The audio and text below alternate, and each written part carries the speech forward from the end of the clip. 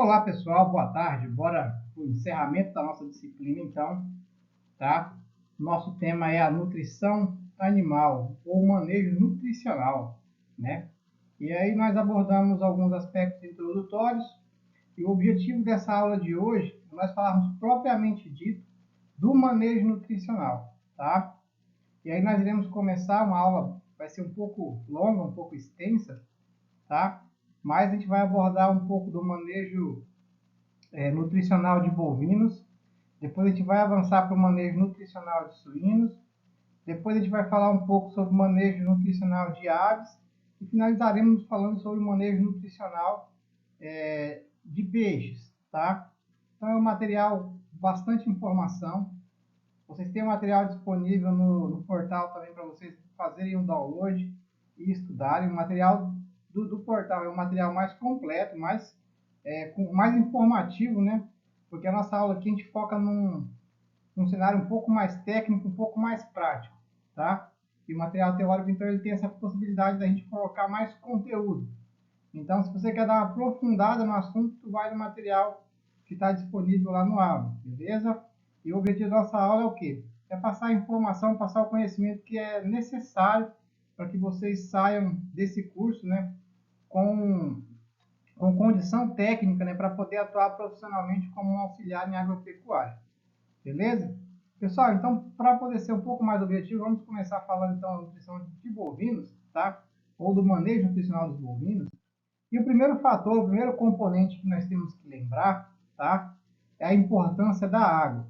Nós não vamos dar muitos detalhes sobre a água, mas enfim, a água é essencial para todo e qualquer ser vivo. Isso não é diferente na bovinocultura. O que nós temos que deixar claro com relação à bovinocultura? Que a fonte de água tem que ser uma fonte de água de qualidade, tá? Tem que ser uma fonte de água limpa, não pode estar contaminada, tem que estar com a temperatura adequada, tá? Quando servido em bebedouros, esses bebedouros têm que ser limpos de forma frequente, para que você não tenha ali acúmulo de material orgânico, que cria aquela crosta, aquela camada de lodo, né? Fica aquela água com aspecto insalubre, tá? Nós temos que proporcionar, então, aos nossos animais que uma água limpa, uma água de qualidade, para que esses animais possam ingerir essa água e ter funcionamento do seu organismo acontecendo da melhor forma possível, tá? Então, para todas as criações, água é essencial, beleza? Água em quantidade e qualidade adequada. E aí, pessoal, uma coisa que a gente tem que relembrar, né? Nós já falamos lá atrás, mas o sucesso da bovinocultura, né? A rentabilidade que a bovinocultura proporciona, ela se deve em muito à capacidade que esses animais têm de digerir materiais fibrosos, né? Plantas forrageiras, de modo mais simples, capins, pastagens, tá? Então, essa capacidade que esses animais têm de digerir de forma bastante eficiente esses materiais fibrosos e conseguir capturar os nutrientes que tem nesses alimentos, facilita muito na hora que a gente vai fazer o manejo nutricional, uma vez que o pasto é a alternativa mais barata para nós nutrirmos um animal ruminante, tá? Então, só para lembrar, né, que o bovino, ou os animais ruminantes, eles têm essa capacidade, então, de digestão de fibra, graças a uma alteração no estômago, né, onde eles têm ali 4 compartimentos, né, rumen, retículo, omaso e abomaso, onde acontece o processo fermentativo e inicia-se o processo de absorção dos nutrientes, né, que estão presentes na forragem. Então, assim, a pecuária, parte do êxito dela, a gente tem que deixar isso bem claro, que ela está relacionada à capacidade que esses animais têm de digerir essa fibra, tá? Esse aspecto evolutivo que possibilitou essa digestão de forma eficiente desses materiais fibrosos, que são as nossas pastagens. E aí, complementando, né, a gente tem que deixar bem claro que o quê? A principal fonte de alimento para os bovinos é o pasto, pessoal. Por mais que nós tenhamos alternativas, por mais que nós trabalhamos com outras opções, o pasto é a forma mais barata e mais simples e talvez a mais eficiente de você alimentar um animal, tá? A gente pode induzir esse animal a uma dieta um pouco mais intensa, através de suplementação, ou tirando a pastagem e colocando esse animal no coxo para ter uma dieta altamente rica em concentrado, tá? Mas o que eu quero deixar claro para vocês é que a opção mais barata e mais rentável e mais simples para se produzir é o pasto, beleza? Então, se você quer baratear custo na sua produção, o pasto ele sempre será a melhor opção. E esse pasto ele pode ser constituído, né, basicamente por gramíneas forrageiras e leguminosas forrageiras. Tá? Aqui nós temos o conceito de gramínea e o conceito de leguminosas. Tá? Mas eu não vou ficar me atentando a ler os conceitos. Porém, as gramíneas seria basicamente o que, pessoal? As nossas pastagens que nós conhecemos. As brequiárias, os pânicos, né, os mombaças da vida, o sínodo, as gramas estrelas, o tífiton, tá? Então, isso seriam as gramíneas forrageiras. As leguminosas forrageiras, elas não são tão comuns em regiões muito quentes como a nossa. Eu estou falando aqui de Rondônia, né? Então aqui não é muito tradicional, embora nós tenhamos no passado uma tentativa de introdução do estilosante Campo Grande, tá? E eu uso aqui, inclusive, a foto, a imagem que vocês têm aqui no slide, é do estilosantes Campo Grande, tá? Que foi uma leguminosa que tentaram introduzir essa leguminosa na formação de pastagem, tá? Na formação de pasto. Porém, não se teve tanto êxito quanto a propaganda que criaram, né? Embora a gente consiga trabalhar, principalmente através de consórcio, com essas leguminosas forrageiras, mas você não consegue substituir o pasto de gramínea com uma leguminosa, pelo menos nas nossas condições, tá? O pessoal das regiões mais frias, eles conseguem trabalhar com essas pastagens, né, com essas leguminosas forrageiras. Porém, não é muito a nossa realidade. Então, vamos nos atentar mais às gramíneas forrageiras, tá? Que faz parte do nosso cotidiano, que faz parte do nosso dia a dia, beleza?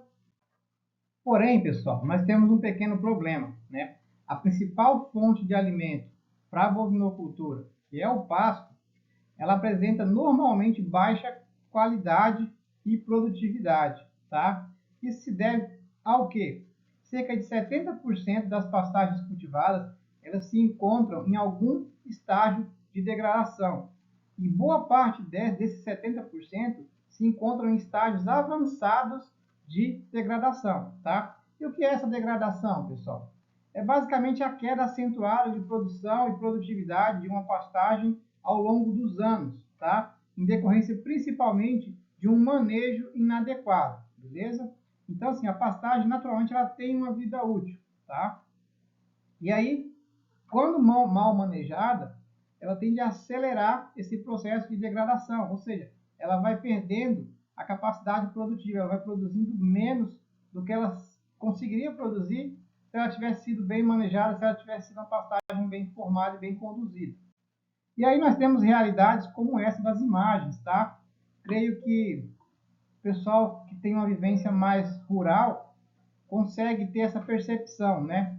É muito comum ainda vermos pastagens nesse estágio de degradação, ou seja, a gente pode ver que quase não se tem planta forrageira dentro da área, tá? E nós percebemos muito à vista o solo, uma condição que nós não consideramos ideal, tá? Então, o fato de nós termos essas propriedades em elevado estágio de degradação compromete a rentabilidade e a eficiência da nutrição dentro da bovinocultura, dentro da pecuária leiteira, enfim, dentro do manejo de bovinos, tá? Então, o que nós temos que priorizar? Uma pastagem bem formada e bem manejada, tá? Ou seja, nós temos que recuperar essas pastagens, colocar elas em patamares produtivos que consigam produzir alimento em quantidade e qualidade adequada para nutrir os nossos animais, tá? E a figura do lado ela ilustra o que seria, né, uma divisão aqui de cerca e de um lado uma pastagem mal manejada, mal cuidada, uma pastagem degradada, e do outro lado a gente percebe uma pastagem muito mais bem manejada, com a capacidade produtiva muito maior, tá? E é isso que a gente busca, é sair dessa realidade para essa realidade, ou seja, trabalhar a pastagem como uma cultura. E esse é talvez o maior desafio que nós encontramos hoje, de que o produtor, o pecuarista, ele entenda que antes de produzir o boi, ele tem que ser um produtor de pasto, ele tem que cultivar o pasto. E a falta de cuidado é que acarreta nessa degradação acelerada e acentuada das pastagens. E aí, como a gente vai proceder, né, com relação à forma e reforma de uma pastagem, tá? Então, pessoal, basicamente, quando nós vamos formar uma pastagem ou reformar uma pastagem, a gente vai trabalhar como se a gente estivesse fazendo um cultivo de uma cultura qualquer, tá? Imagina que a gente vai cultivar o milho, imagina que a gente vai cultivar a soja. Quais que são os procedimentos que nós iremos fazer, tá? Então, a gente vai fazer o preparo do solo, tá? Então, esse preparo do solo, ele vai envolver diversas operações para poder nivelar, retirar árvores, troncos, galhos, né? Descompactar esse solo para deixar ele numa condição satisfatória para receber as novas sementes, né, da nova espécie forrageira que será cultivada, da nova ou da mesma, né, que tinha na área anterior, mas enfim, essa nova formação, beleza?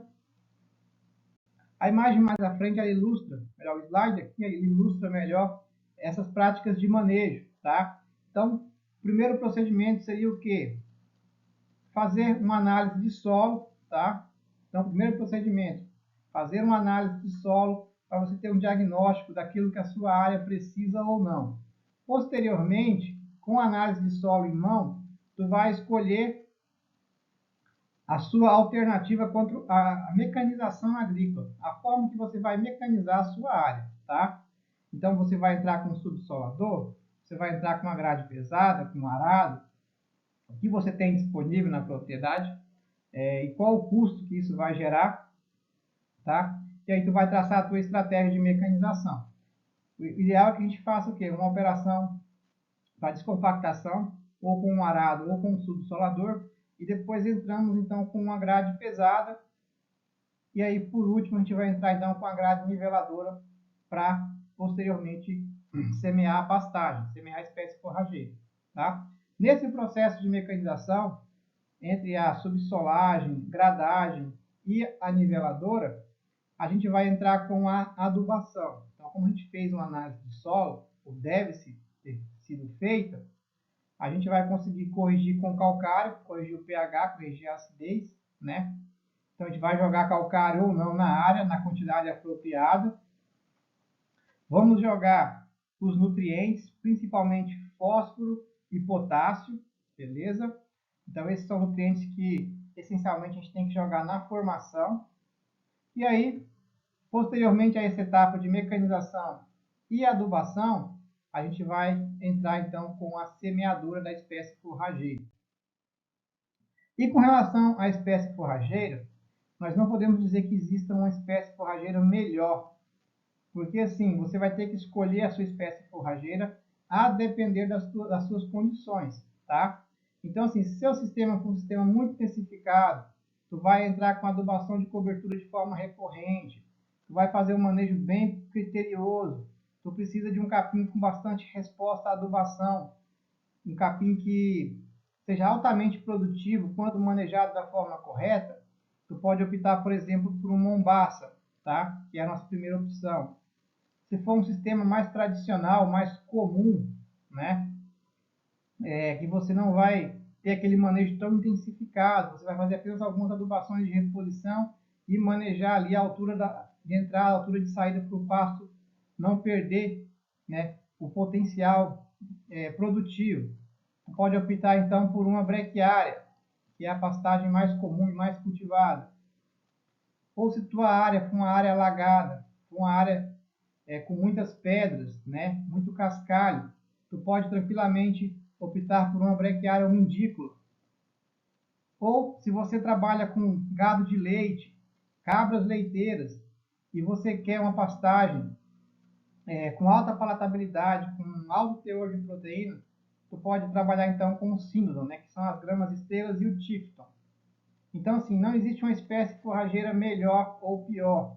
Você tem que escolher aquela que melhor se adequa ao teu sistema produtivo, ao seu nível de intensificação com o sistema, ao teu cuidado, aos teus critérios, tá? Então, a gente tem uma gama muito vasta de plantas forrageiras para serem exploradas, tá? Então, a gente tem que saber exatamente aquilo que a gente quer e aquilo que a gente vai fazer com essa espécie forrageira para que a gente possa ter o melhor resultado possível.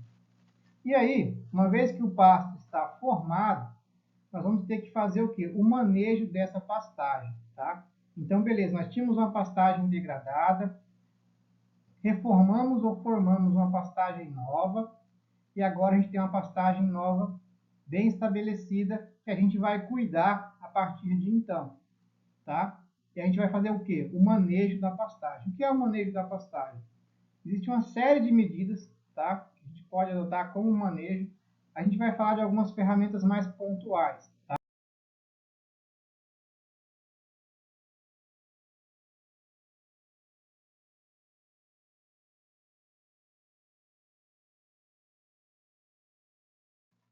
Dentro dessas ferramentas pontuais de manejo, nós vamos falar da importância do controle da altura da pastagem, tá? Ou o controle da altura de entrada e da altura de saída. O nome é bem sugestivo e basicamente, pessoal, a gente vai ter cuidado com a nossa pastagem, controlando o quê? A altura ideal para você entrar com o gado, tá?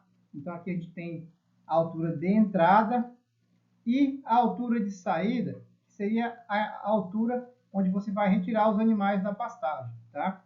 E a ideia com isso é o quê? Evitar que você consuma mais da forragem e dificulte o processo de rebrota, de recuperação dela, tá? Então você sempre vai manter a pastagem com uma área vegetativa suficiente para garantir a rebrota dela de forma eficiente e rápida. Ou seja, você não deixa que os animais consumam a pastagem até na base, tá? Diminuindo a área de folha, consequentemente essa pastagem é uma pastagem que vai demorar muito para se recuperar, para se regenerar, beleza? Então a gente faz esse ajuste controlando o quê? A altura de entrada e a altura de saída. E como é que a gente faz isso, pessoal? É bem simples, tá? Basicamente nós temos uma régua graduada que você pode usar especificamente para esse trabalho, tá? Então aqui a gente percebe dois técnicos com uma escala de medida para poder controlar essa altura de entrada e altura de saída, tá? E aqui na figura tem isso mais ilustrado. Então, esse bastão, ele vem graduado, ou seja, vem com as medidas, né? E ali você consegue colocar na pastagem e vai saber se aquela pastagem está na altura ideal para você entrar com o gado ou para você tirar o gado do pastejo, beleza?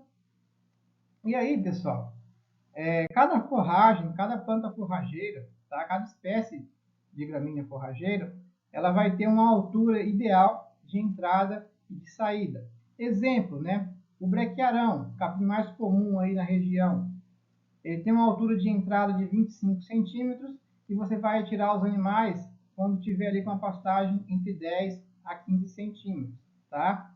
Se for um mombaça, você vai entrar quando a pastagem estiver ali com 90 centímetros de altura e você vai tirar os animais quando ela estiver ali entre 30 e 50. Se for um Tifton, altura de entrada de 25 centímetros, altura de saída de 10 a 15 centímetros. Então, cada planta forrageira ela tem a sua altura ideal para você entrar com o gado e a altura ideal para você retirar o gado. Lembrando que a intenção de você tirar o gado no momento certo é o quê? Deixar a planta forrageira ali com alguma capacidade de recuperação, ou seja, com uma área foliar relativamente grande, para que ela possa fazer fotossíntese e, consequentemente, se recuperar, rebrotar em um tempo mais rápido. Uma vez que você deixa essa pastagem ser consumida abaixo da altura ideal de saída, essa pastagem vai ser uma pastagem que ela vai demorar muito mais para se recuperar, para rebrotar, para estar pronta novamente para os animais consumirem, ok? Então, sim, pessoal, é um manejo muito simples. Embora eu mostrei que a gente usa as réguas graduadas para fazer essa medição, normalmente o olhar criterioso do técnico ou do dono já consegue diagnosticar se a pastagem está no momento de você entrar com os animais ou de você sair com os animais dela, tá? Então, necessariamente, a gente não precisa estar com a régua, mas simplesmente de olhar, a gente já consegue ter um diagnóstico prévio, tá? E a gente pode fazer o nosso manejo da pastagem em cima desse indicador. Então, assim, a gente não é talvez tão correto a gente usar apenas isso como informação. Porém, é uma informação extremamente importante, tá? E que se a gente adotar isso como um critério, certamente nós teremos um manejo muito mais adequado da pastagem em relação àquilo que a gente fazia antes de usar, né, esta ferramenta, beleza? Então, a altura de entrada e a altura de saída é uma ferramenta extremamente simples, né? Ela demanda um pouquinho de informação, porque você tem que conhecer qual que é a altura de entrada e qual que é a altura de saída da tua forragem. Uma vez que você sabe isso, basicamente você consegue diagnosticar de forma muito fácil a campo, tá? Seja pela observação, seja pela medição. E aí você consegue, então, ter bons índices produtivos de uma pastagem graças a esse manejo tão simples. Um outro manejo muito importante que nós temos que fazer, que nós temos que controlar, na verdade, tá? É com relação à taxa de lotação, tá? Ajustar a quantidade ideal de animais por unidade diária, por hectare, por alqueire, tá? O cálculo da taxa de lotação, ele é bem simples, tá? Você considera o quê? A quantidade de unidade animal, tá? Lembrando que a unidade animal, pessoal, é uma referência que simboliza, né, 450 quilos. Então, assim, uma unidade animal corresponde a 450 quilos de peso vivo. Então, você pode ter animais mais pesados, que vão passar de uma unidade animal, e você pode ter animais mais leves, tá? Que pode ser ter o peso inferior a 450 quilos de peso vivo, beleza? Então, aí você tem que fazer o ajuste. Mas a ideia é que você vai fazer a quantidade total de unidade animal dividido pela tua área em hectares, para você saber, então, a taxa de lotação. E aí, cada espécie forrageira, a depender da produção e produtividade da sua forrageira, você vai ter que trabalhar com menos ou com mais taxa de lotação. Exemplo, sistema rotacionado de piquetes. A gente trabalha com a alta taxa de lotação. Você consegue ter ali 10, 12, 8, 15 animais por hectare. Quando você trabalha em sistemas extensivos ou semi-intensivos, você vai ter uma diminuição ali para 2, 3, 1. Então, assim, tem que ter essa noção, tem que saber fazer esse ajuste para você não sobrecarregar a tua pastagem, tá? Uma vez que se você colocar excesso de animais, você vai ter que tirar esses animais no período muito mais cedo do que se você colocar a quantidade de animal adequada e você consegue então deixar por um tempo maior aqueles animais naquela área de pastagem, tá? Então é muito importante que a gente ajuste o quê? A taxa de lotação, que a gente coloque a quantidade certa de animal na pastagem, tá? Para evitar manejos desnecessários, permitir, né, que aquela pastagem seja melhor aproveitada, uma vez que se você sobrecarrega uma pastagem, você tem muita perda por pisoteamento, por esmagamento, então você perde muita eficiência alimentar daquela pastagem, tá? Então, trabalhar com taxas adequadas, pessoal, é essencial, tá? E aí, informaçãozinha padrão, tá? Sistemas muito especificados, no sistema piqueteado, você consegue trabalhar ali com 10 unidades animais por hectare, tá? Um sistema extensivo, semi-intensivo, a gente vai conseguir trabalhar aí com 1, 2, 3 animais no máximo, tá? Então, é outra informação muito importante, tá? E um critério que a gente tem que se atentar para que a gente realmente consiga ter uma eficiência, né, na alimentação desses animais a pasto.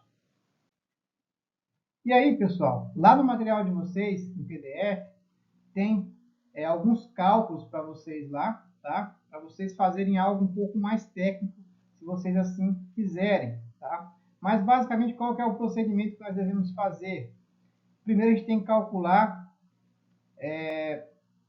a produção de forragem, tá? Em matéria seca. Então o ideal é que antes da gente colocar os animais numa área de pastagem, a gente mensure a quantidade de forragem que aquela área de pastagem consegue me produzir. Como é que eu faço isso? Eu vou lá, tirar uma amostra de 1 metro quadrado de pastagem, vou cortar na altura de saída, vou dessecar, vou colocar esse material na estufa, vou desidratar esse material, tá? para que eu tenha, então, um resultado em matéria seca. E ali eu vou quantificar em 1 metro quadrado a quantidade de matéria seca de forragem que eu produzi. E depois eu extrapolo isso para a área toda, tá? Então, com isso a gente vai conseguir ter noção de quantas toneladas de matéria seca ou quantos quilos de matéria seca eu consigo produzir naquela minha área de pastagem. Feito isso, pessoal, identifiquei a quantidade de forragem que eu tenho produzida naquela área, eu vou calcular a quantidade necessária e o consumo da forragem necessária por dia, tá? Então, eu vou calcular quantos de forragem que eu preciso. Para isso, eu tenho que saber o quê? O peso dos meus animais e o percentual que esses animais consomem de matéria seca, tá? Então, normalmente, os animais consomem 2% do peso vivo em matéria seca. Como a única fonte de alimento desse animal, vamos pensar que seja o pasto, então, um animal de 500 quilos, ele vai consumir aí 2% do peso vivo, né, em matéria seca de forragem. Com isso, eu consigo saber a quantidade de animais que eu consigo colocar, que eu consigo atender com aquela minha forragem que eu tenho produzida naquela área, tá?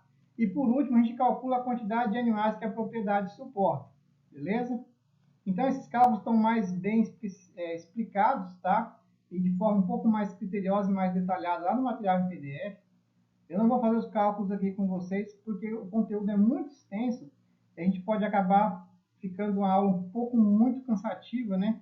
Um pouco extensa. Então, assim, esse material está bem explicado na apostila. E qualquer dúvida que vocês tiverem, vocês podem estar me perguntando, tá? E aí, pessoal, vamos evoluir agora para outro tópico, tá? Já que nós descobrimos que a principal fonte de alimento é o pasto, que esse pasto, boa parte dele é degradado, a gente precisa recuperar esses pastos e manejar esse pasto da forma correta, tá? Então vamos pensar que agora a gente tem um cenário perfeito. A minha pastagem foi reformada e eu estou manejando ela da forma correta, tá? Agora vem uma coisa que a gente não consegue controlar, pessoal. A produção das plantas forrageiras a pasto, né? Quando não se trabalha com irrigação, ela sofre o que a gente chama de sazonalidade na produção de forragem. Essa tabela aqui, pessoal, esse gráfico, tá? Ele traz aqui algumas informações. Cada barrinha dessa em amarelo são os meses do ano, tá? E aqui é a disponibilidade ou a produção, né, de forrageira, tá? Então, a cada época do ano, eu tenho diferenças na produtividade, na produção das minhas plantas forrageiras, tá? E percebam que essa linha vermelha aqui é a demanda animal. Então, o meu animal, a demanda que ele apresenta, ela é constante, de janeiro a dezembro. O meu animal, ele tem a mesma demanda de matéria seca, tá? A menos que seja um animal que esteja em desenvolvimento, ele pode estar aumentando a demanda dele, tá? Mas pensando no animal adulto, um animal estabilizado, ele vai ter essa demanda constante, tá? Porém, a produção de forragem, ela não acompanha. A gente percebe o quê? Uma alta na produção de forragem durante o período chuvoso, tá? E no período seco, no período da estiagem, a gente tem um decréscimo na produção de forragem. E depois, conforme vai voltando as chuvas, ela volta a aumentar, tá? Ou seja, a produção de forragem, ela sofre uma alta influência de fatores climáticos, principalmente chuva. Na época da chuva, eu tenho muito pasto. Na época da seca, eu tenho pouco pasto. Consequentemente, os animais eles têm a demanda deles constante. E aí, a grande jogada é como eu faço para alimentar os meus animais nesse período onde eu tenho um déficit na produção de forragem e eu preciso atender a demanda dos meus animais, tá? E quais são as estratégias que eu posso adotar, pessoal, para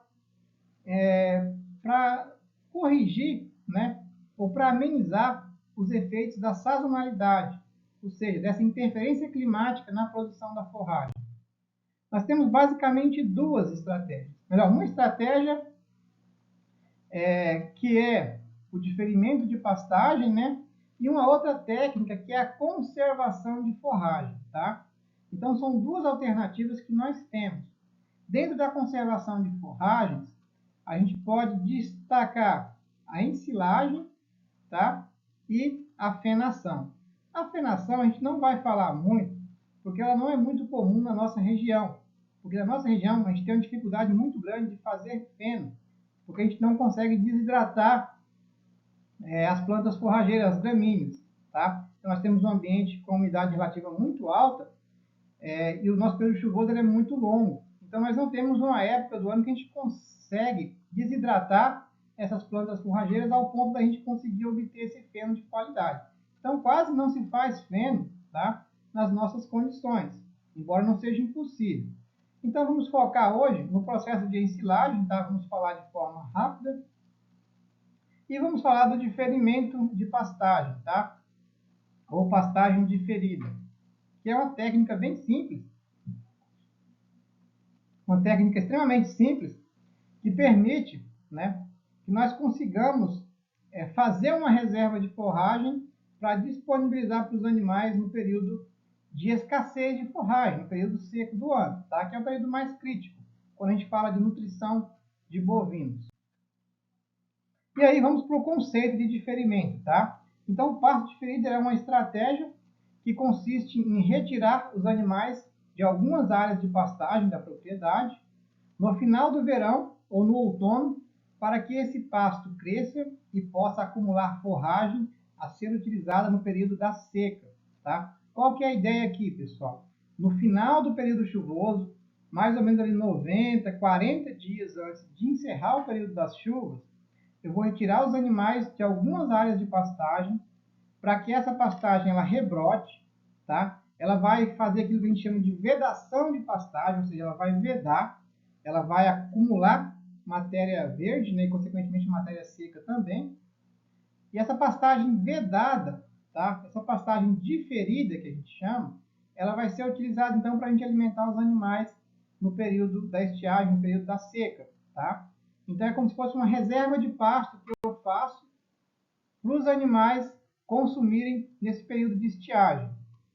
E aí, pessoal, normalmente quando a gente trabalha com pastagem diferida, a gente vai ter essa realidade aqui, tá? Você vai ter uma forragem com aspecto seco, mas você vai ter forragem disponível para o gado, tá? Então, assim, não adianta a gente falar que é um alimento de extrema qualidade. Não é. É um alimento que a qualidade dele é comprometida em relação à qualidade que ele tinha no período chuvoso. Porém, os animais certamente vão ter o que comer, tá? E você pode suplementar, ou seja, o animal com acesso a uma forragem dessa, nesse padrão, com um suplemento adequado, seja um suplemento proteico, seja um suplemento proteico energético, certamente são animais que não vão sentir o efeito da estiagem, tá? O que o animal não pode ficar sem ingerir matéria seca, ou seja, o animal não pode passar fome, tá? A ideia da pastagem diferida é isso, pessoal.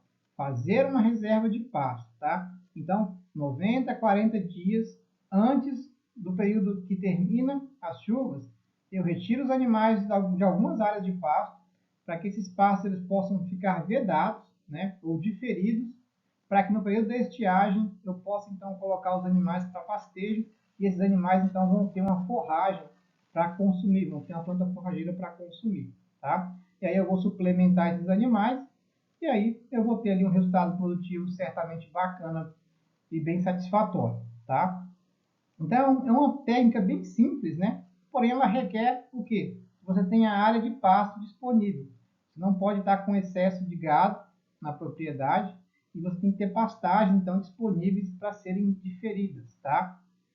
Para que você possa utilizar ela no período da estiagem. E uma outra estratégia que a gente pode utilizar é o uso de silagem, né? Principal silagem, silagem de milho. Segunda principal, sorgo, tá? Então, milho e sorgo são as duas principais culturas utilizadas para a produção de silagem. O que é a silagem? A silagem é a forragem verde armazenada na ausência de ar e conservada mediante fermentação em depósitos próprios chamados silos, tá? Então, tem uma série de informações para a gente falar aqui referente à silagem, tá? Então, primeiro, os principais materiais a serem ensilados é o milho e o sorgo, tá? Embora toda espécie forrageira, toda gramínea forrageira, ela pode ser ensilada. Porém, as demais gramíneas forrageiras, a grande maioria, elas têm um excesso de umidade, né? Então elas têm baixa matéria seca. Consequentemente, isso é um problema, né? Isso dificulta e acaba atrapalhando no processo fermentativo, que é o processo que promove a conservação desse material, tá? Então, uma vez que você opta por fazer silagem de materiais com elevada umidade, tá? Com baixa matéria seca, você vai ter problemas no seu processo fermentativo e na qualidade da sua silagem, tá? Então, assim, sempre que a gente puder optar por trabalhar com as culturas do sorgo e do milho, seria o que a gente chama de ideal, tá? Porque essas culturas a gente consegue colher ali com mais ou menos 29, 33% de matéria seca, e a gente consegue, então, desde que esse material seja picado no tamanho adequado, compactado da forma correta, e armazenado no silo da forma adequada, a gente consegue produzir uma silagem de qualidade, tá? Então, quais são os processos da ensilagem, né? Primeiro, você vai colher o material, você vai cortar esse material na roça, você vai picar esse material em partículas menores, você vai conduzir esse material nos silos, né? Então, o silo, ele pode ser um silo de superfície, pode ser um silo trincheira, e depois que você faz esse trabalho de deposição e compactação, a gente percebe o trator compactando aqui a massa de forragem verde, quando você termina esse processo de colheita e o processo de compactação, você vai vedar, né, esse silo com uma lona, de modo a inviabilizar o contato do material ensilado com o oxigênio. Então, você vai gerar um meio anaeróbico, tá? E esse processo, essa fermentação em meio anaeróbico que acontece dentro do silo, é que promove a conservação dessa forragem. E aí, a gente vai ter a transformação desse material, que é o material verde picado, né? Ele vai ser conservado através do processo de ensilagem e vai se formar a silagem, tá? Que é esse alimento aqui. Qual que é a vantagem disso, pessoal? Eu consigo pegar essa forragem que eu produzi aqui no período chuvoso, armazenar ela para que eu consiga usar ela agora no período da estiagem, no período seco. E detalhe, os níveis de qualidade que esse material verde tem é muito semelhante ao que o material ensilado, tá? Então, assim, eu consigo manter as propriedades nutricionais de uma forragem, tá? Conservando ela através desse mecanismo, dessa ferramenta, que é o processo de ensilagem. Então, a gente vai transformar uma forragem verde através desse processo fermentativo em silagem. Esse material a gente vai utilizar então para alimentar os nossos animais, tá? Então aqui a gente tem o que seria um silo aberto, né? Percebe aqui que aparentemente esse silo foi retirado o material com um vagão desensilador, a gente percebe pela uniformidade, né, no corte. Então você vem com um vagão desensilador, retira o material que você vai fornecer no dia e veda novamente o silo, tá? E aí você fornece a silagem para os animais, normalmente com um concentrado junto, beleza? Então isso seria a silagem, pessoal. É você pegar a planta verde, cortar, picar, conservar ela, melhor, colocar ela em um silo, né? Onde ela vai sofrer um processo de fermentação em meio anaeróbio. E aí depois aí de 30 dias, mais ou menos, você já pode abrir esse silo que você vai ter o quê? A silagem, tá? E a silagem é o quê? É aquela forragem verde conservada, para que você possa fazer o uso dela no período da estiagem, no período seco, tá? Então, de forma bem simples, bem resumida, seria isso. Eu coloquei alguns vídeos lá na página, então, assim, assistam lá, pessoal, que eles complementam essa informação com relação ao processo de ensilagem, beleza? E aí, agora a gente vai falar de um tópico bem interessante, muito importante, né? Que é a suplementação de bovinos, tá? O nome, pessoal, é bem sugestivo, tá? Suplementação. É você suplementar, é dar algo a mais, tá? Então, qual é o objetivo da suplementação? Suprir a exigência nutricional do animal onde a pastagem não é capaz de fazê-lo, tá? E aqui eu trouxe de novo aquele gráfico, né, demonstrando o que? A sazonalidade na produção da forragem, tá? E aí eu trago aqui de novo para vocês que a demanda animal ela é sempre constante.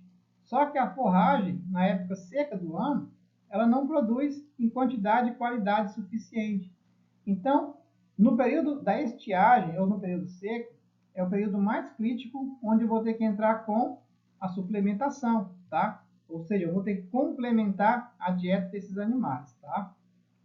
Então, assim, pelo fato da qualidade dessa forragem sofrer interferência desses fatores ambientais, eu tenho que tomar um cuidado muito mais criterioso e detalhado nessa época do ano, tá? Não que eu não precise suplementar com suplemento mineral os animais durante o ano todo, tá? Porém, esse período é um período mais crítico.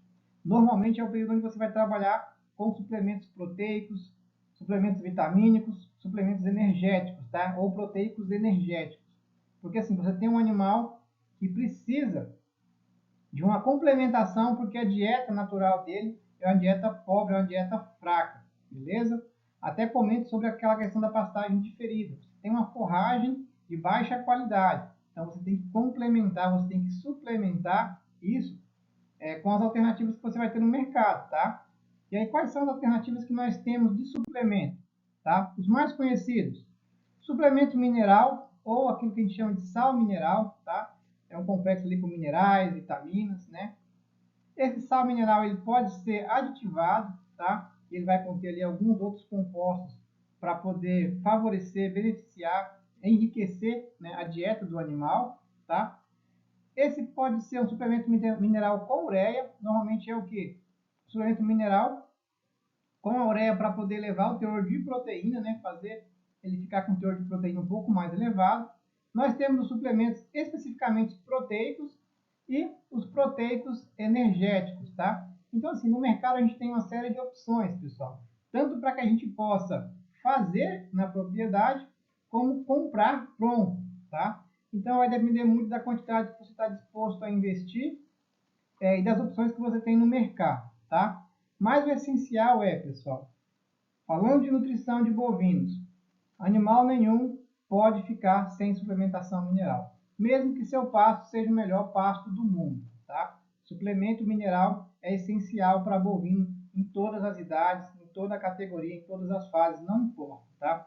Você não pode deixar animal sem uma suplementação mineral, sem sal mineral, tá? O restante você vai optar por usar ou não, são estratégias que você vai adotar para melhorar o desempenho dos seus animais, tá? Mas o sal mineral, o suplemento mineral, ele é essencial, tá?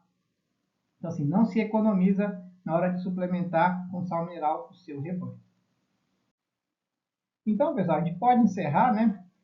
Eu creio que foi bastante informação passada para vocês. Tentei trazer uma informação um pouco mais técnica, um pouco mais prática, tá? Com relação a esse manejo nutricional. Trouxe informações para vocês desde né, a eficiência que nós temos dos bovinos de conseguir digerir essa fibra, né? Consequentemente, o pasto ele é o alimento mais barato para a gente conseguir produzir e alimentar um animal, né, um bovino, seja de corte, seja de leite. Depois a gente falou da dificuldade de produzir esse pasto, né, que a maioria das áreas são áreas degradadas.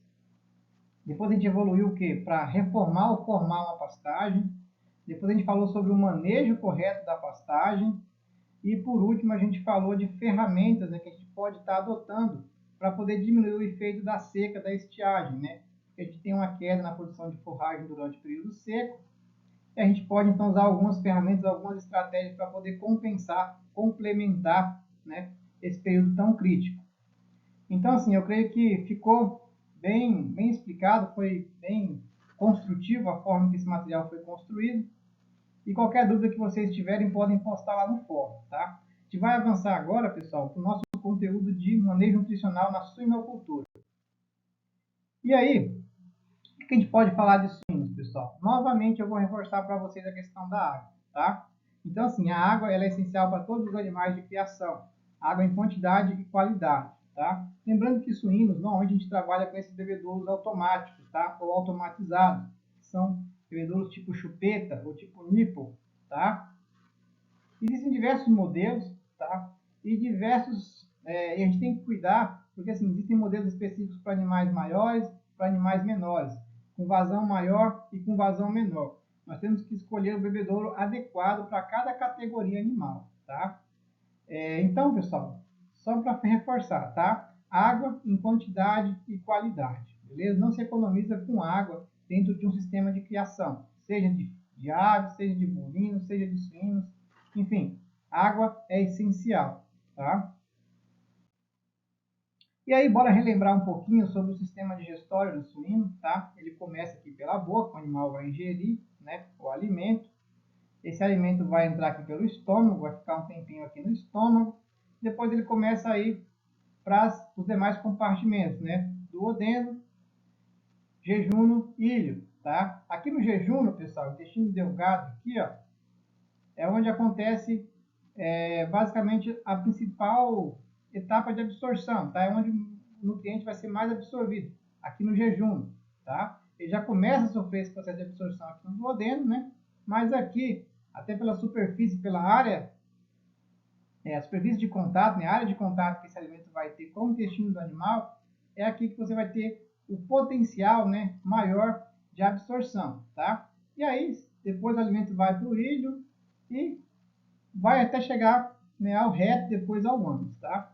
Então, seria esse basicamente o fluxo, né? O funcionamento do intestino do suíno. Boca, estômago, e ele vai passando então aqui pelo duodeno, ilho e jejum, onde acontecem as principais etapas do processo de digestão, né, e absorção. E depois esse material então é conduzido para as demais cavidades do intestino, tá? Seco, reto e o ânus, tá? E aí, alguns cuidados que nós devemos ter na dieta, né? Então, as dietas de suínos, elas sofrem diversas variações em decorrência do potencial genético, da idade, do sexo, do peso e da fase produtiva, tá? Então, vamos pontuar cada um deles. Potencial genético. Existem animais hoje que a gente chama de animais de uma linhagem mais caipira, né? Animais mais comuns, de baixo potencial genético. E existem os animais melhorados, os animais híbridos, ou mesmo as raças mais próprias para a produção de carne, né? Mais específicas para a produção de carne, tá? Então, assim, a dieta que eu vou fornecer para um animal de baixo potencial genético, ela nunca vai ser a mesma que eu vou fornecer para um animal de alto potencial genético, tá? Seria um desperdício de recurso, porque não adianta eu fornecer uma ração top para um animal que ele não tem capacidade de responder àquela ração. Aquela alimentação que eu forneço para ele, ela vai ser super dimensionada em relação à demanda que aquele animal precisa, tá? Então, assim, o potencial genético influencia muito na questão da formulação da ração, tá? A idade, ou seja, um leitão e um animal de terminação recebem dietas totalmente diferentes. O sexo, animal macho, animal fêmea, a gente pode ajustar essas dietas, né? A depender da resposta que cada um vai ter a essas dietas. Ao peso, a fase produtiva, ou seja, o animal na fase de creche, o animal na fase de crescimento, o animal na fase de terminação, as dietas elas vão modificando, elas vão evoluindo, você vai alterando essas dietas, tá? A gente vai pontuar isso de forma um pouco mais detalhada, tá? Vai trazer bastante informação nesse sentido, pessoal. Porque basicamente é uma informação até um pouco óbvia, né? Animais diferentes recebem alimentação diferente. Ou seja, não tem como tratar um animal caipira como um animal de uma granja, um filhote como uma matriz, né? Então, assim, a depender da especificidade de cada fase, de cada animal, enfim, tudo isso a gente vai levar em consideração na hora de alimentar, né? Na hora de fazer o manejo nutricional desses animais. E aí, na suinocultura, isso aqui vale também para a avicultura, tá? Não sei se o percentual é o mesmo, mas são atividades onde boa parte do custo de produção está relacionado à alimentação, tá? Ou seja, você alimentar os animais de forma eficiente é a chave para você ter o quê? Lucratividade, tá? Se você consegue alimentar seus animais com eficiência, você lucra. Se você falhar no manejo nutricional, você provavelmente vai ter prejuízo, certo? Então, assim, granjas suínas, granjas de aves, elas são muito susceptíveis, né, à variação em preço de insumos, né, e elas precisam trabalhar de forma muito técnica, de forma muito criteriosa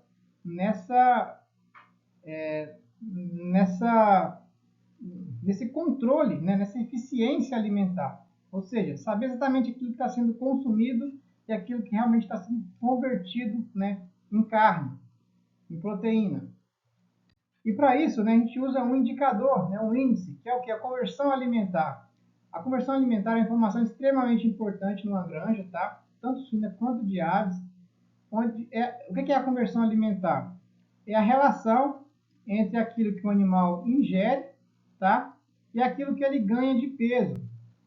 Ou seja, o animal consome 1 quilo, ganha 1 quilo. Conversão alimentar 1 para 1, tá? O que a gente quer? Que o animal consoma menos ração e ganhe mais peso. É isso que a gente busca na produção animal, tá? Então, assim, monitorar a conversão alimentar é importante para a gente saber se aquilo que efetivamente o animal está consumindo está sendo convertido em alimento, né, em proteína, em ovos, enfim.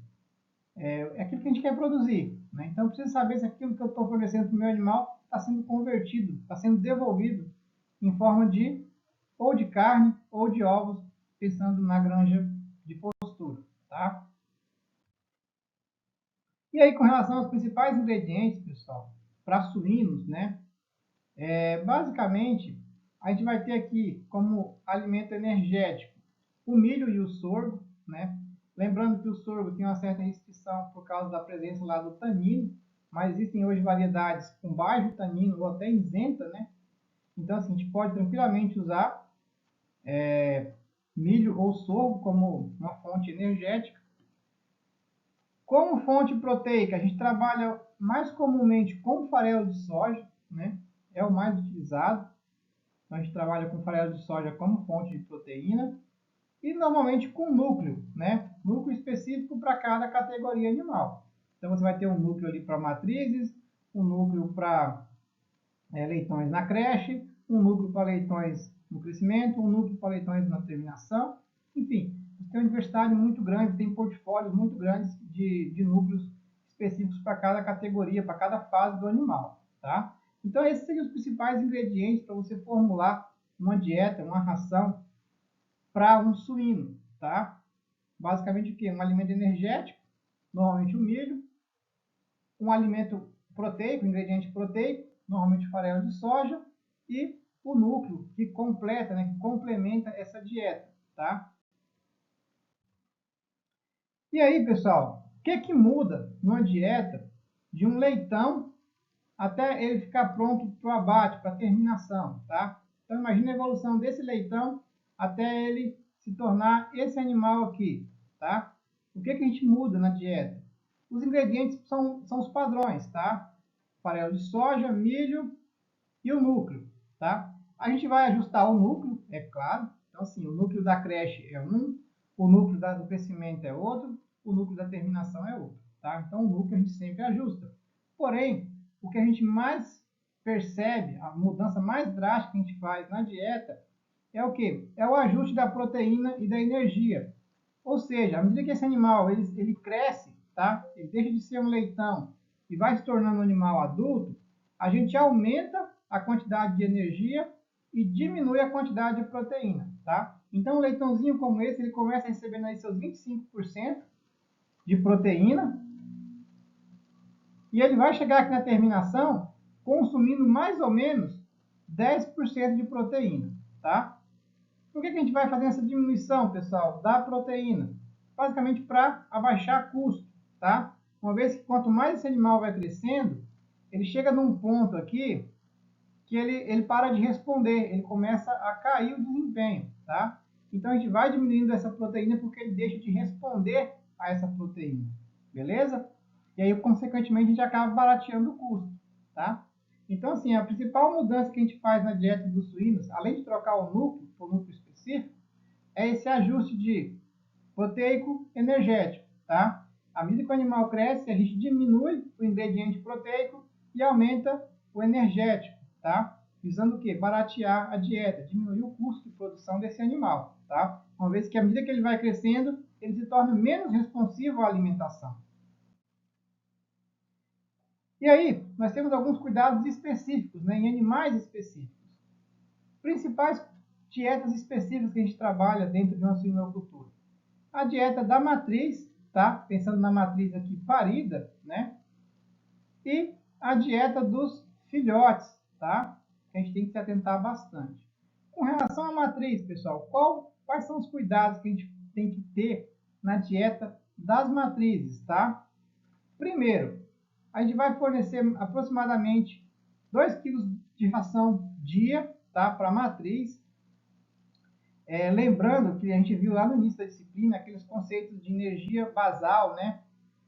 Ou energia básica, que é a energia que o animal requer para a sobrevivência, e depois tem a energia que ele requer para a produção, tá? Então a gente tem que complementar a energia basal, né? Que seria basicamente aqui 2 kg de ração dia, que é aquilo que o animal precisa para ele, e você vai fornecer meio quilo de ração a cada filhote, tá? Meio quilo ao dia para cada filhote, para que ele consiga o quê? Produzir leite suficiente para amamentar todos os filhotes, sem que o animal ele sofra muito, né? Ele venha a perder muito peso, tá? Ele venha a se manter numa condição corporal adequada, tá? Então, dieta de matrizes, ela vai usar o núcleo específico para matrizes lactantes, né? Ou a gente usa o núcleo de lactação, que a gente fala, e você vai fornecer a ração ali 2 vezes ao dia, tá? Mais ou menos 2 kg de ração para o animal, para a matriz, e depois você vai complementar com meio quilo de ração para cada leitão nascido, beleza?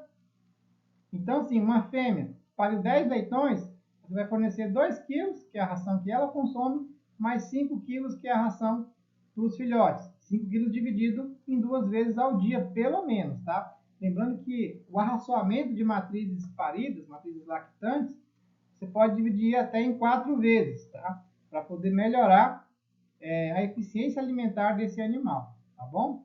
Mas as quantidades seriam essas, pessoal. 2 quilos para o animal, meio quilo para cada leitão, isso ao dia, tá? Fornecido pelo menos 2 vezes. Com relação aos leitões, né, que estão amamentando, que estão ali na gaiola junto com a mãe, quais são os cuidados, tá? Primeiro, a gente vai fornecer ração pré-inicial a partir do 7º dia de vida. O que é a ração pré-inicial? Ela é uma ração, pessoal, um pouco diferente, tá? A gente trabalha com um núcleo específico, que é o núcleo pré-inicial. É um núcleo de alta inclusão, então normalmente ele entra aí em torno de 25% da formulação, tá? E ele é um núcleo que ele traz diversas características de palatabilidade para se tornar algo muito mais atrativo para os filhotes consumirem, tá? Então, esse núcleo pré-inicial, essa ração pré-inicial, ela tem propriedades, tem qualidades ali que façam com que os leitões se sintam estimulados a ingerir essa ração, a ingerir esse alimento sólido, tá? Então, assim, a gente coloca a partir do 7º dia e, assim, a gente vai colocar pouca quantidade e a gente vai aumentar isso de forma gradativa até o desmame, tá? Por quê? Porque a gente coloca pouca quantidade e aumenta de forma gradativa. Basicamente, o leitãozinho ali com 7 dias de vida, quando você coloca a ração, ele simplesmente não vai consumir. Ele vai brincar, ele vai ficar fuçando aquela ração, jogando fora, vai desperdiçar aquela ração, tá?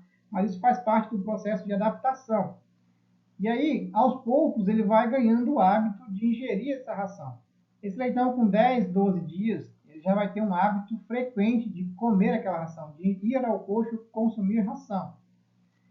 Esse leitão, quando ele estiver próximo do desmame, parte da dieta dele já vai estar sendo bancada pelo alimento sólido, pela ração pré-inicial que você está colocando, tá? Então, com isso, você vai adaptando o animal a uma dieta sólida, para que quando ele for desmamado e seguir, então, lá para a creche, ele já esteja adaptado a consumir ração, a consumir alimento sólido, né? Ou seja, o alimento dele não vai ser só o leite, ou seja, ele vai entrar na creche e ele já vai ter o hábito de ir ao coxo buscar alimento, tá? Então ele vai ser um animal que ele vai sentir muito menos os efeitos do desmame, o efeito dessa fase de transição, o efeito da fase de creche, tá? Que é o pós-desmame, beleza? Com relação ao fornecimento de dietas para um reprodutor adulto, né? Então, assim, basicamente, pessoal, 2 quilos ao dia de ração e você vai fornecer isso pelo menos 2 vezes ao dia, tá? E aí você pode ajustar, pessoal. A gente fala em 2 quilos porque isso é um número aproximado, tá? A depender do peso do animal, esse animal vai consumir mais ou menos ração. Então, assim, na mesma granja, tu vai ter animal de 200 quilos e animal de 300 quilos, 250 quilos, tá? Então, assim, esses 2 quilos que eu coloquei aqui é uma base, não é uma regra, tá? O animal vai consumir ração de acordo com o peso vivo. Então, assim, a gente tem que saber o peso dos animais para poder fazer esse ajuste da dieta, tá? E assim, a gente pode fazer algumas adequações. Uma vez que eu tenho um animal, às vezes, mais sensível, mais fragilizado, eu posso fornecer um pouco mais de ração para esse animal, até que esse animal recupere um padrão corporal adequado e depois eu normalizo o fornecimento. Ou se eu tiver um animal com excesso de peso, eu posso reduzir a ração que eu forneço para ele para controlar esse sobrepeso, né, e manter esse animal numa condição corporal adequada. Lembrando que matrizes e reprodutores eles não podem ser gordos demais e nem muito magros, né? Então a gente quer que eles tenham um padrão, um score corporal adequado, tá? Mas, de regra, pessoal, basicamente isso. 2 quilos, né? Aproximadamente, com esses ajustes que a gente pode estar fazendo. E a gente vai ter que fornecer 2 vezes ao dia, tá? Pela manhã e à tarde. Normalmente às 7, 7 e meia da manhã, seria um horário bom para fazer esse racionamento pela manhã. E à tarde a gente pode alimentar esses animais aí por volta de 4 e meia, 5 horas, tá? Que aí ele vai passar todo o período de noite e não vai sentir tanta fome, tá? A gente consegue, fica bem dividido, na verdade, esses horários de distribuição de ração. Falando agora, pessoal, do fornecimento de ração, né, para os suínos na fase de creche, crescimento e terminação, basicamente aqui a ração ela não é fornecida em horários específicos do dia, mas ela é disponibilizada à vontade, tá? A gente chama de ad libidum, ou seja, o animal sempre vai ter alimento disponível e à medida que ele vai sentindo necessidade, ele vai lá e vai ingerir esse alimento, tá? Então, quais são os cuidados que a gente tem que ter? Manter esses comedouros sempre com ração, ou seja, nunca deixar esvaziar esses comedouros, né? A gente trabalha aqui com a capacidade máxima, né? Ou mais ou menos 70% do comedouro sempre cheio, sempre com ração, tá? Para evitar que no período da noite venha a ficar sem e esses animais acabam tendo desempenho prejudicado por ter faltado alimento para eles, tá? Então a gente usa basicamente esses comedouros automatizados, né, onde o animal vem aqui, aqui nós temos um sistema de engrenagem que ele vai acionando, ele vai rodando, né? E essa ração então ela vai descendo e vai ficando disponível para consumo, tá? E aí a gente tem que fazer o que, pessoal? Fornecer essa ração à vontade, né? Ou seja, deixar sempre a ração disponível aqui no coxo e regular esses comedouros para evitar o que? Desperdício, tá? Então esse comedouro não pode estar muito fechado, porque ele acaba às vezes restringindo o consumo, e ele não pode estar muito aberto, porque ele acaba ocorrendo desperdício, tá? Então assim, sempre, diariamente, você tem que estar passando e fazendo a regulagem desse comedouro, tá? E assim, o que causa essa necessidade? São diversos fatores, pessoal, mas basicamente a ração às vezes absorve um pouco de umidade aqui, aí você acaba tendo que abrir um pouco o comedouro para poder sair aquela ração mais empedrada, né? Aquela ração que absorveu um pouquinho de umidade. Depois já começa a cair ração seca novamente, aí já começa a acontecer desperdício. Você tem que voltar lá e fechar a regulagem, tá? Então, assim, cuidar da regulagem dos comedouros é algo diário dentro da suinocultura, tá? Você quer ter eficiência na alimentação, você quer ter economia no fornecimento de ração para os seus animais, no manejo nutricional, fazer ajuste nos comedouros tem que ser uma rotina diária, tá? Você tem que cuidar da manutenção e cuidar da regulagem diariamente. E aí, pessoal, a gente finaliza então mais um tópico, né? Esse tópico de suinocultura. Passei bastante informação do dia a dia. Eu trabalho basicamente com suinocultura aqui no IFRO Campus Colorado do Oeste, né? Então, as informações, alguns macetezinhos que a gente tem ali no dia a dia, eu tentei passar para vocês, tá? Qualquer dúvida, pessoal, pode mandar lá no fórum, tá? Posta lá que eu respondo para vocês. Mas eu creio que ficou bem explicado e assim, são informações bem mais práticas, bem mais aplicáveis, tá? O material também está disponível lá em PDF, é um material complementar para que vocês possam estar tendo algumas informações um pouco mais específicas, mas que não vem ao caso para a gente trazer aqui e explanar em aula, porque acabaria tomando muito tempo e não seria tão construtivo assim, tá? Eu creio que o objetivo do curso é o quê? São essas informações mais aplicáveis, né? Informações que vocês podem sair daqui e aplicar elas no dia a dia de vocês, tá bom? Agora, então, pessoal, bora começar então a falar um pouquinho sobre o manejo nutricional de aves, tá? Acaba que muita coisa que a gente viu ali na suinocultura acaba sendo aplicado aqui também na área da avicultura, tá? São criações assim que, do aspecto nutricional e sanitário, a gente trabalha de uma forma muito parecida, né? Com os mesmos cuidados, pelo menos. E aí, com relação ao acesso desses animais à água, né? Então, assim, a água é componente de extrema importância na produção animal, isso vale para todos os animais de criação. Na avicultura não é diferente, nós precisamos de água de qualidade e em quantidade adequada para esses animais, tá? Por isso que normalmente a gente trabalha com esses bebedouros automatizados, né? Então aqui nós temos o fornecimento, nessa primeira foto, através de nipple, né? Ou pequenas chupetas ali instaladas. Aqui nós temos um nipple um pouco diferente, né? Onde tem esse local para recolher a água, né? Para acumular a água, e os animais consequentemente ingerem a água nesse depósito, nesse pratinho. Nós temos esses bebedouros pendulares, né? A água vai sendo reposta à medida que o próprio peso da água vai diminuindo, né? Ou seja, à medida que vai faltando água, a água vai sendo reposta. E nós temos esse bebedouro muito simples, né? E muito prático, que a gente consegue usar no nosso dia a dia, em qualquer cercadinho que nós tivermos aí para criar aves, né? Que acaba sendo, de certa forma, um bebedouro automático também, né? Automatizado, porque você enche ele de água e dependendo da quantidade de animais que você tem, você consegue passar ali, às vezes, horas ou até dias, né? Sem ter que repor essa água, né? Então, é uma facilidade muito grande. Mas a ideia de todos eles é que sempre tenha água disponível para esses animais, tá? A água é um componente que não pode faltar dentro do manejo nutricional. Então, assim, por mais que a gente foca, às vezes, na ração, na qualidade da ração, água é essencial. Então, assim, se eu não consigo dar água de qualidade para os meus animais, a minha ração pouca interferência vai ter, tá? Então, primeira coisa, água. Depois, eu foco na qualidade da minha ração, na qualidade do alimento que eu estou produzindo para fornecer para os meus animais. E aí, pessoal, só para relembrar, né, seguindo o padrão dos nossos tópicos aqui, né, com relação ao manejo nutricional, a gente tem que entender o quê? O funcionamento, né, do sistema digestivo de uma ave, tá?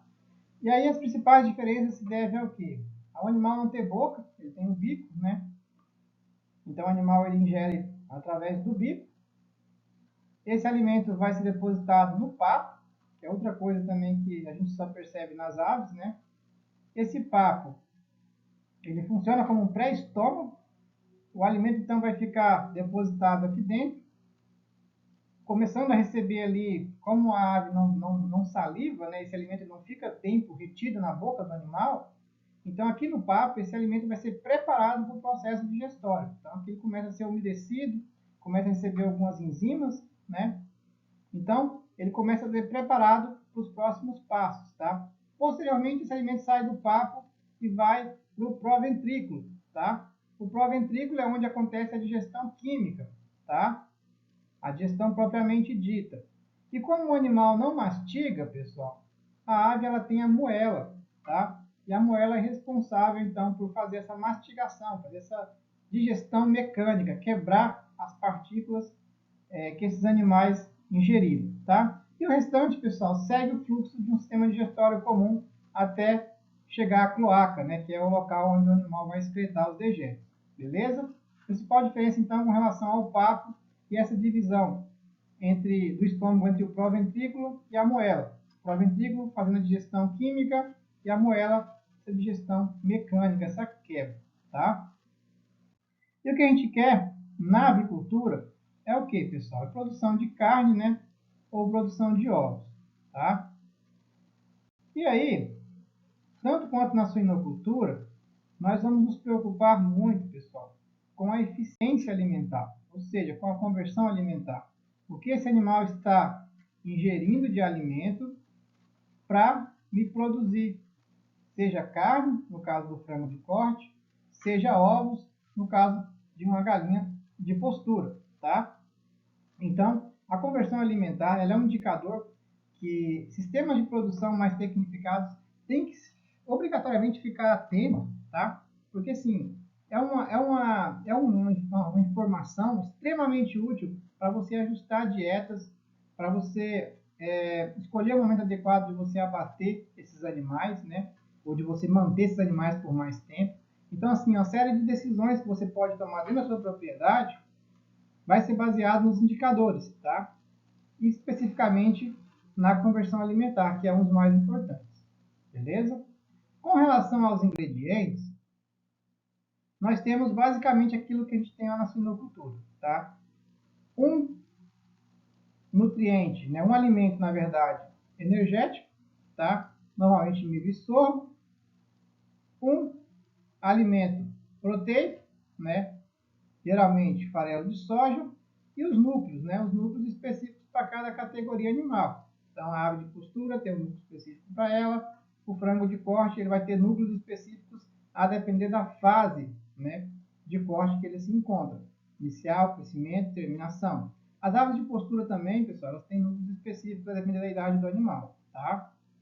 Então, assim, a gente trabalha basicamente formando as dietas com esses ingredientes, tá? Um ingrediente energético, um ingrediente proteico, normalmente farelo de soja, e os núcleos específicos para cada categoria animal, tá? E aí, a formulação da minha ração, ela vai depender de alguns aspectos, né? Alguns deles, né? A raça ou a linhagem do animal, ou a categoria do animal, né? Ou seja, animais diferentes necessitam de rações diferentes. Sexo, animais machos e animais fêmeas. Na avicultura isso é muito mais sensível, tá? Então, assim, animal macho e animal fêmea eles têm uma diferença de desempenho gritante, né? Então, assim, rações diferentes para animais de sexo diferente. O estágio de desenvolvimento do animal, tá? Consumo de ração, nível de energia da ração, disponibilidade de nutriente, temperatura ambiente e umidade do ar e estado sanitário do plantel, tá? Então, todas essas são situações que a gente vai olhar na hora de você ajustar a dieta, tá? Na hora de você controlar a quantidade, de você mexer nesse balanço desses ingredientes, tá? Então, são todas situações que vão interferir na hora de você fazer, na hora de você bater a sua ração. E aí aqui tem essa tabela, né? Tá no material na apostila de vocês lá, mas basicamente algumas recomendações, né? Ou algumas sugestões de fórmulas de ração, tá? Pensando numa batida de 100 quilos. Então, se alguém tiver curiosidade depois, pode ir mais a fundo, né? E estudar melhor essa tabela, que ela te dá algumas formulações prontas aqui, tá? Então, vocês podem estar olhando ela depois. E aí, onde é que a gente vai bater essa ração? Onde é que a gente vai fabricar essa ração? Né? Volto agora naquela imagem que eu já disponibilizei para vocês lá na apresentação sobre a fábrica de ração, né? Então, o ideal é que a gente faça essa ração num ambiente apropriado, num galpão, numa fábrica de ração, tá? E aqui nós temos uma fábrica de ração simples, passível de ser instalada numa pequena e média propriedade, né? E assim, essa instalação ela tem que proporcionar condições adequadas para a gente fazer uma ração de qualidade e permitir o armazenamento dessa ração depois, né? Então, assim, é ideal que eu não armazene essa ração por muito tempo, tá? Mas eu tenho que ter local para essa ração ficar durante o tempo que eu vou utilizar ela. E esse local ele tem que ser um local muito bem cuidado, muito bem organizado, isento de roedores, de pragas, né? Que vão comprometer a qualidade da minha ração ou mesmo contaminar a minha ração, tá? São duas situações que eu não desejo. Então, mais uma vez a gente retoma aquele tópico sobre a fábrica de ração e as boas práticas na fabricação da ração. Então, a gente precisa de um ambiente adequado, de ingredientes adequados, para poder fazer essa ração adequada, né? E conservar isso num local adequado para fornecer um alimento de qualidade para os meus animais. E o fornecimento dessa ração na avicultura, pessoal, ela se dá de diversas formas, né? A depender da criação, né? Da aptidão desses animais. São animais de postura, são animais de corte, né? Então, animais de postura normalmente recebem essa alimentação em coxos, que ficam anexos às gaiolas, né? Ou se for animais criados soltos, né? Coxos que vão estar dispersos, né? Pela instalação, como esses daqui. Frango de corte, em sistemas menos tecnificados, a gente trabalha com esses comedouros pendulares, né? Então, são comedouros que a gente pendura no galpão e coloca aqui uma quantidade de ração, né? E esses animais vão consumindo e a ração, então, ela vai descendo e diariamente a gente vai repondo essa ração aqui em cima, né? Então, a gente pode usar esse comedor aqui tanto para frango de corte, em sistemas menos tecnificados, como para aves de posturas criadas soltas, né? Criadas no chão batido, tá? Normalmente, aves de postura criadas soltas, esse tipo de comedor ele não é tão legal, porque as aves costumam empoleirar muito em cima do comedouro e acabam defecando muito dentro da própria ração. Então, assim, a gente acaba optando, às vezes, por trabalhar com outras estratégias na hora de fornecer ração para esses animais, tá? E aqui um sistema altamente tecnificado, tá? São comedouros automáticos, então a ração é distribuída de forma automatizada nesses comedouros aqui, tá? Mas aqui é um sistema altamente tecnificado, tá? A menos que seja algo muito grande, é inviável você automatizar um galpão nesse ponto, tá? Mas assim, se for uma criação grande, é um alto investimento, mas assim, um investimento que se paga, porque você ganha muita praticidade e ganha muito com eficiência alimentar, né? Você alimenta o animal com o alimento correto, na hora correta, na quantidade correta. Então, assim, você diminui o desperdício. Então, são uma série de vantagens que um sistema automatizado como esse ele vai trazer para o produtor, tá? Mas é um sistema adequado para grandes propriedades, tá? Plantas médias e pequenas, a gente acaba trabalhando com sistemas mais simples, né?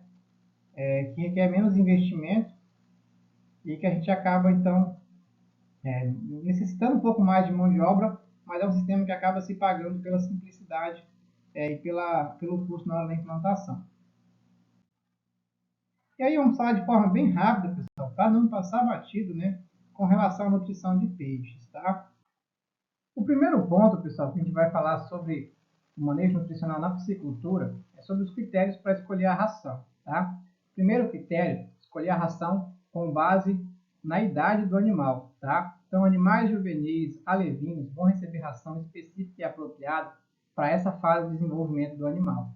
Animais adultos, crescimento, terminação, vão receber rações ideais e ajustadas para essa fase de desenvolvimento, tá? E é ideal, pessoal, que a gente tome muito cuidado que o tamanho da ração ele deve ser adequado ao tamanho da boca do peixe, tá? Para que eu forneça uma ração que ela efetivamente seja consumida pelos meus animais e eu não tenha ali o desperdício, né? Ou uma baixa eficiência alimentar dos meus animais, tá? Então, o primeiro ponto seria isso: ajustar a dieta dos meus animais, a escolha da minha ração, à idade que os meus animais estão.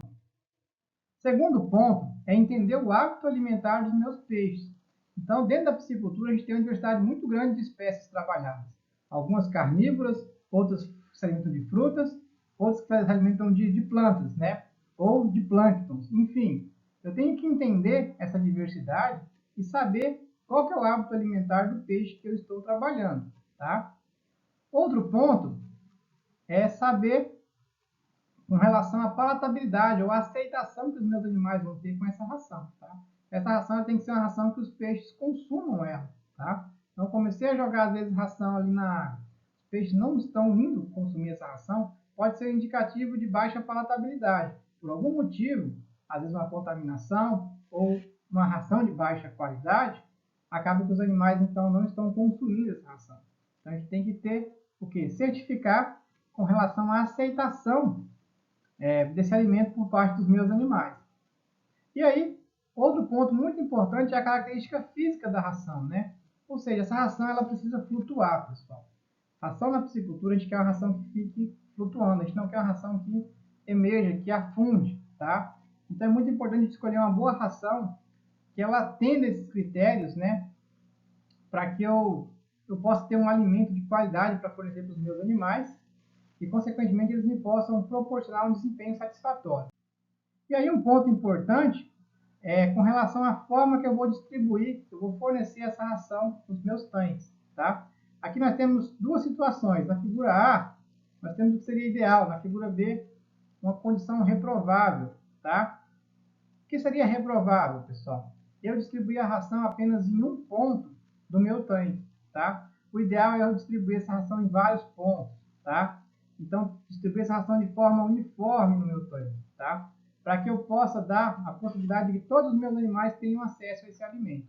Se eu jogo a ração apenas em um ponto da minha represa, devido à questão da dominância que existe entre animais, a tendência é que animais grandes consumam mais ração e que animais pequenos fiquem sem acesso à ração, tá?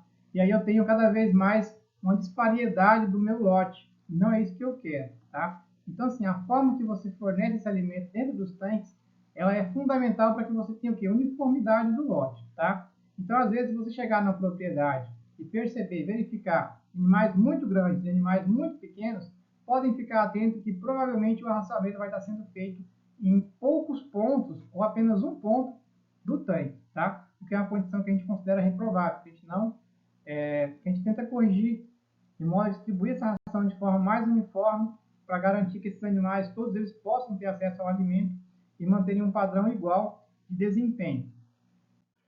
Um outro ponto bem importante, pessoal, é com relação aos corretos horários no fornecimento dessas rações, tá? Primeira coisa, a gente deve evitar o fornecimento de ração nas primeiras horas do dia, porque nesses horários, a gente viu lá nesse plano de sanidade, é um horário muito crítico com relação à falta de oxigênio ou à oxigenação da água, tá? Então, assim, se eu jogo o alimento nesse horário, é um horário muito inadequado para os meus peixes, porque eles têm um pico ali de falta de oxigênio naquele ambiente, tá? O ideal, então, é que eu jogue essa ração um pouco mais tarde, tá? Por volta das 8 ou 9 horas, tá? Então, muito cedo não é um horário legal para fazer o fornecimento de ração para os meus animais. Um outro ponto, pessoal, sempre que eu tiver a qualidade da minha água prejudicada, tá? Eu não devo fornecer ração, eu devo suspender o fornecimento de ração, tá? Então, qualquer condição de anormalidade da água, eu tenho que suspender o fornecimento de ração. Então, a gente viu na disciplina de manejo sanitário que o peixe ele é muito sensível à questão de qualidade da água e que o piscicultor, o produtor, ele tem que monitorar de forma muito assídua essas condições da água para garantir que o peixe tenha um ambiente satisfatório para se desenvolver, tá? E você acompanhar, você monitorar esse ambiente aquático é fundamental para você ajustar a rotina alimentar e garantir que esses animais tenham um manejo adequado do ponto de vista nutricional também. Porque é muito comum acontecer o quê? Mortalidade de peixes, tá? Em decorrência de manejo alimentar feito, né? Ou seja, manejo nutricional feito, associado à condição de baixa qualidade da água. E aí você tem um problema de mortalidade dos seus animais, que é uma condição que a gente não deseja, tá? Então a gente deve tomar cuidado com essas duas situações. Não alimentar os animais muito cedo, por volta de 6, 5, 6 e meia da manhã, porque é um horário que os animais têm ali um período crítico de falta de oxigênio, tá? Procurar alimentar esses animais mais tarde. E sempre que eu tiver algum fator de qualidade da água comprometido, eu cessar ou diminuir o fornecimento de ração, tá? Para evitar que esses animais morram. Um outro ponto de extrema importância é a gente evitar alimentar os peixes 24 horas antes e 24 horas após momentos estressantes, tá? Picos de estresse que esses animais serão submetidos. Por exemplo, despesca, despesca para biometria, troca de tanques, tá? Então, qualquer situação que eu for submeter esses animais a uma condição de estresse, 24 horas antes, ou seja, um dia antes e um dia após, eu não faço a alimentação desses animais, tá? Para evitar problemas, principalmente que levam à mortalidade dos meus animais. Outra situação é você reduzir a oferta de alimento quando a temperatura ela sofre variações muito bruscas, tanto para cima quanto para baixo, tá? Então, sim, qualquer redução ou aumento muito brusco de temperatura, a gente pode observar, inclusive, que animais, quando tem uma condição de troca de mudança de temperatura, mudança no clima, esses animais eles consomem menos ração, tá? Então, assim, o ideal é que a gente ajuste o consumo, tá? Ou seja, não forneça ração padrão. Espere, verifica primeiro se os animais vão consumir ou não a ração e vai colocando ração à medida que esses animais vão consumir, tá? Então, assim, a gente deve fazer o ajuste, deve reduzir a quantidade de ração nessas situações onde você tem ou elevações muito abruptas de temperatura ou quedas muito, muito brutas, né? Quedas muito rápidas. E aí a gente procura sempre usar rações que flutuam na água, né? Para justamente favorecer que os animais tenham acesso a esse alimento e que a gente possa também identificar né, a eficiência de consumo dessa ração por parte dos animais, tá? Então é uma forma de eu verificar, de eu como produtor, como técnico, verificar se os meus animais estão consumindo ou não aquela ração. Se eu jogo uma ração e essa ração simplesmente ela mergulha na água, ela afunda, né? Eu não consigo ter esse diagnóstico para identificar se os animais estão consumindo ou não minha ração está sobrando ou não, né? Então, como a gente usa essas rações cruzadas flutuantes, então a gente consegue ter esse diagnóstico. Isso é uma informação muito importante para a gente poder fazer ajustes, né, com relação ao trato que a gente dá para esses animais. Então, basicamente, as rações elas devem flutuar, né? Então, aqui, basicamente, a foto só para exemplificar. E aí a gente consegue, então, mensurar, né, essa eficiência alimentar com base nessa característica da ração, né, do grânulo de ração, ele está sempre flutuando. E aí uma coisa que é muito aconselhado, pessoal, a gente não usar alimentos alternativos, tá? Aqui tem uma mistura de grãos, né? Aparentemente um resto de soja, alguma coisa nesse sentido. Então, assim, a gente evita ao máximo, pessoal, tentar alimentar os animais com esses outros tipos de alimento, tá? Então, assim, primeiro que peixe é um animal muito sensível a trocas de dieta. Então, às vezes, você trocar a dieta muito, aqui mesmo já falo, né? A substituição de uma marca ou tipo de ração ela deve ser feita de forma gradativa, tá? Então, se eu vou trocar a ração de uma marca para outra, ou até de uma categoria para outra, se tiver alguma mudança muito drástica na composição daquela dieta, eu tenho que fazer isso de forma mais demorada, aos poucos, de forma gradativa, né? Então, você entrar com esses alimentos alternativos, ou seja, resto de grãos, alguma coisa nesse sentido, pessoal, não é interessante do ponto de vista nutricional, tá? Você pode, inclusive, gerar problemas. Primeiro, que os animais podem não consumir, você pode ter animais perdendo desempenho, outros que você pode ter animais que vão se intoxicar com esses alimentos ou que não vão conseguir, né, fazer o aproveitamento correto desses alimentos e acabar morrendo em decorrência de problemas diversos que podem surgir, tá?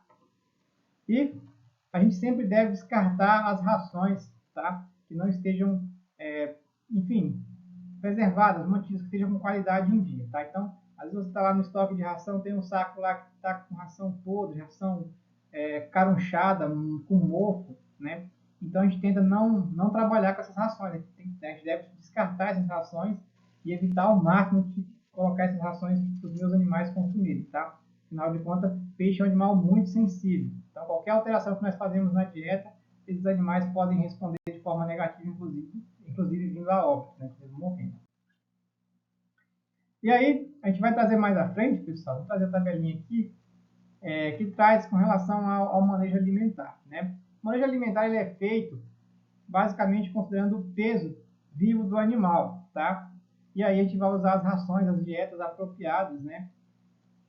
Em relação ao tamanho de grão, tamanho de partícula, tamanho da ração, em milímetro e de acordo com a categoria do animal, tá? Então a próxima tabela aqui ela é bem visual, a gente consegue ter essa informação de forma bem mastigada, de forma bem tranquila, tá?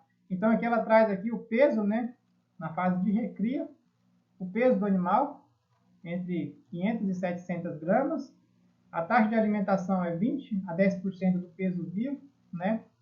A ração ela tem que ser uma ração com 55% de proteína, é uma ração em pó e você deve tratar 6 vezes ao dia. Animais de 1,3 kg a 2,5 kg, de 7,7 a 6,4% do peso vivo em ração. Essa ração é uma ração com 40% de proteína, ração de 1 a 2 milímetros, fornecido 4 vezes ao dia, tá? E aí a gente percebe que à medida que o animal vai crescendo, né, o percentual aqui vai diminuindo, o teor de proteína vai caindo, igual na suinocultura que eu mostrei para vocês, o teor de proteína vai diminuindo à medida que o animal vai encaminhando para a fase de engorda, o tamanho da ração ele vai aumentando, né? E a rotina de alimentação, a quantidade de vezes que a gente fornece a ração, ela vai caindo, tá? Até chegar 3 vezes ao dia na fase de engorda, na fase de terminação, tá? Então esse seria basicamente o manejo nutricional da piscicultura. Lembrando que para a gente conhecer, né, esse peso dos peixes, a gente tem que fazer uma amostragem, tá? Então tem um procedimento que a gente chama de biometria, que é medir o peixe, pesar o peixe, para poder diagnosticar, através de amostra, né, qual é o padrão do meu lote, para que eu possa então fazer o ajuste da dieta. tá? E trabalhar com a dieta mais ajustada possível, beleza? E aí, pessoal, o local que a gente usa para armazenar essa ração tem que ser um local específico para isso, né? Para evitar a contaminação, para garantir que esse material fique preservado. Tem que ser um local seco, arejado, coberto, né? De preferência um galpão, uma sala fechada. E esses sacos, então, eles devem ser empilhados em pilhas pequenas, né? Porque a gente quer evitar ao máximo aí acidente. Então, a gente tem que tomar cuidado com essa altura das pilhas e com a forma que essas pilhas são dispostas, tá? Então, a imagem aqui é apenas para ilustrar, né? Com relação a como acondicionar, como armazenar essas rações. E a gente deve evitar deixar essas rações armazenadas por muito tempo, né? 30, 45 dias, porque devido aos ingredientes que são utilizados para fazer essa ração, são rações que elas são muito perecíveis, elas estragam muito rápido, elas absorvem umidade muito rápido, elas caruncham, elas apodrecem muito rápido. Então é importante que eu dê uma condição com relação ao local, né? Ou seja, um local que esse material fique bem acondicionado e que eu evite armazenar isso por mais tempo para poder diminuir essa chance de eu ter perdas, né? Com relação à ração estragada, tá? A gente não quer isso porque isso é prejuízo, beleza? E aí, de forma bem rápida, pessoal, a gente falou então da piscicultura, né? Do manejo nutricional da piscicultura. Eu vou passar o material lá no portal, que é o material que eu usei para fazer essa apresentação. É um material bem didático, bem focado mesmo na piscicultura familiar, tá? E aí eu vou disponibilizar para vocês, eu creio que é um material bem proveitoso, tá? Tudo que eu coloquei nessa aula, basicamente, está aí daquele material. E é isso aí, pessoal. A gente encerra aqui, então, a nossa disciplina, né? A avaliação final já está disponível para vocês. As demais atividades continuam abertas para vocês fazerem até dezembro, tá? E qualquer dúvida, pessoal, posta lá no fórum, tá? Obrigado aí pela atenção. Eu acho que é bastante informação esses cursos, o tempo é um pouco curto, né? Mas eu creio que a gente está conseguindo trabalhar de forma satisfatória. Estou tentando trazer materiais mais atualizados, alguns materiais mais técnicos, mais práticos, né? Para poder a gente conseguir atingir o objetivo final, que é capacitar vocês, né? Para serem auxiliares em agropecuária. Vocês terem uma noção do dia a dia desse meio agropecuário, beleza? Então, muito obrigado. Até a nossa próxima disciplina.